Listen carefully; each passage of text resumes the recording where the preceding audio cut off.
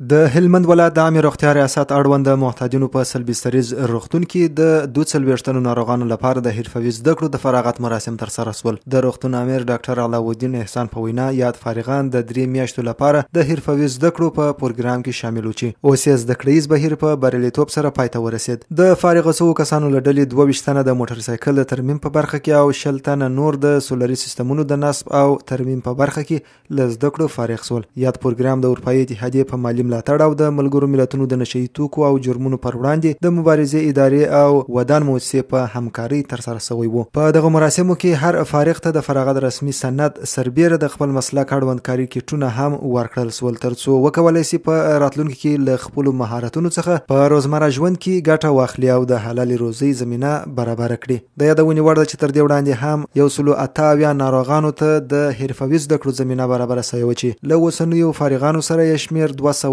تنو ته رسیږي.